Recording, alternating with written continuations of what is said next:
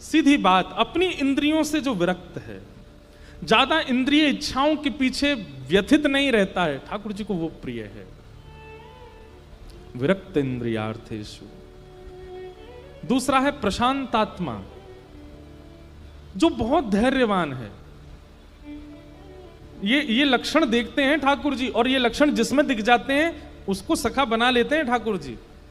बहुत धैर्यवान, पेशेंस, बहुत सहता है, चाहे जैसी स्थिति आ जाए, लेकिन अपने धैर्य के बांध को टूटने नहीं देता, बहुत सह लेता है। ठाकुर जी को वो प्रिय है, ठाकुर जी उसको अपना सखा बना लेते हैं।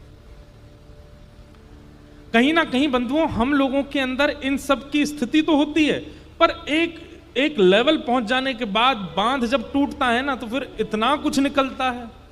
जैसे कई लोग पेशेंस रखते हैं, सहन कर लेते हैं।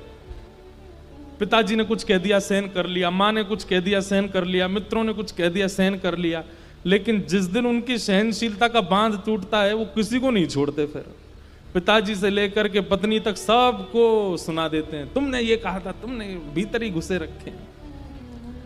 सहनशीलता का मतलब क्या हुआ कि सहा भी, और जिसको सहा वो भूल भी गया कि मैंने सहा क्या था। कई लोग होते हैं सहते हैं और उसको इकट्ठा करके और रखते हैं, यहां मैंने सहा था।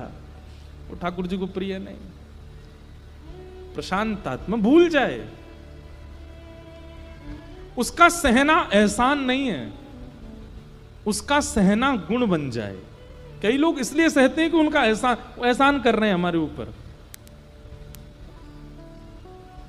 और कई लोग ऐसे होते हैं, वो कैसे स्वभाव के, कर ले तो कर ले, सह रहा हूं मैं, बस एक दिन मेरा बांध टूटेगा, कर ले, तेरी जहां तक इच्छा हो कर ले, मैं कुछ नहीं कहूं, हिलूंगा भी नहीं अपनी जगह से। बोलते जाएंगे और वहीं वहीं हिलते जाएंगे, कर ले तू, और कर ले, ये भी कर ले, ये भी कर ले, ये भी कर ले तू।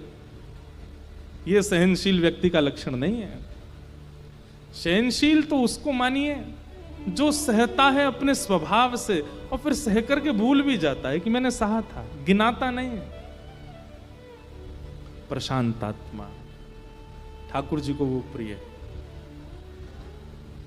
आप लोग कहेंगे ये लक्षण कहीं ना कहीं संसार में, हम लोग इतने चतुर लोग संसार में रहते हैं, कहीं ना कहीं लोग हमारा दुरुपयोग नहीं करेंगे।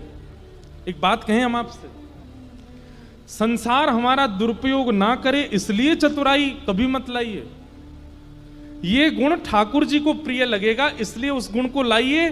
फिर लोग आपके साथ खेलेंगे तो ठाकुर जी उनके संग दुगना खेल खेल जाएंगे।